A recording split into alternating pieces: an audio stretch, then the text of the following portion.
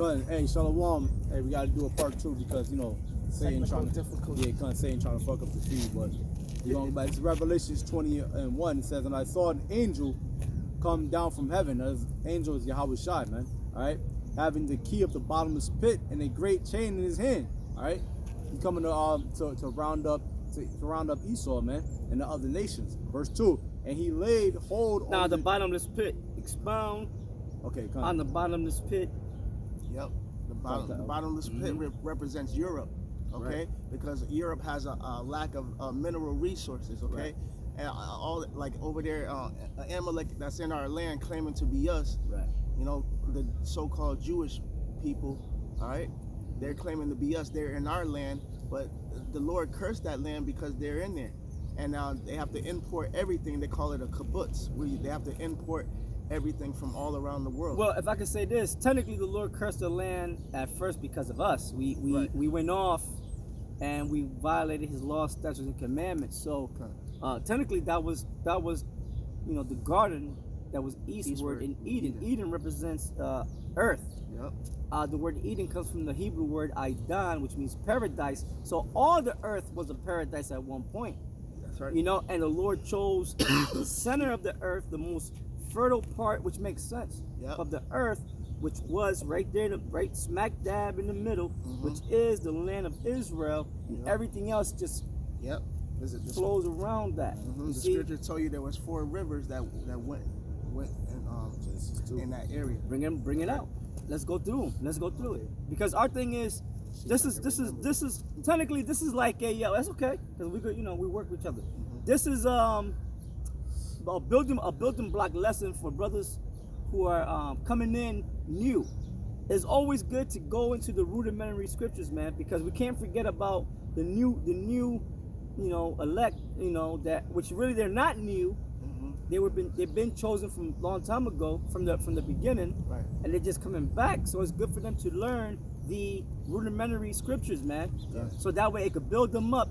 You know what I'm saying? It's not always all about you're out there, you're screaming and cussing, and that's good. Out at camp things get hectic. Yeah. But in a setting like this, it's good. It's like a classroom setting. And to build up the babies, you know what I'm saying? To edify. Yeah, feed the babies, So this is what we're doing. Yep. Yeah, that was 1 Peter 2:2. Which to Christians like Vocab and Malone and all those Christians out there, this is really meat, and they'll choke and die on this. Yeah, okay.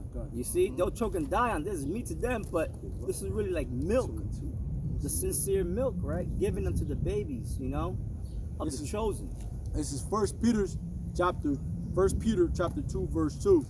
As newborn babes desire the sincere milk of the word. Right, as newborn babes, because when you come to the true knowledge of being a Hebrew Israelite, you have to be born again. That's what the Lord told Nicodemus in John the 3rd chapter. And he couldn't get it. He's like, how can a man be born again when he's old? All right, meaning you have to be born again in your mind. You have to kind of like put everything you thought you knew to the side and humble yourself and be taught again.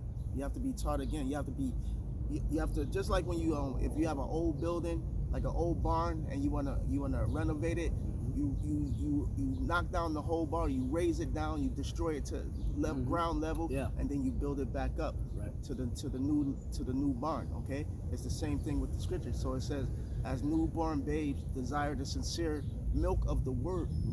So these scriptures, these precepts that we're giving you, they're like milk, like a baby, a newborn baby. Milk is essential to strengthen their body, to grow, so they can be born strong. So they can be strong and they can survive. Right, because a baby when they first born, they have no teeth. Right. All they have is gums. Right. So you gotta puree the food. You gotta give them mashed potatoes. You gotta give them pureed green beans and carrots and things that are essential for them to build themselves. So that they can handle. Like you said, then they'll start,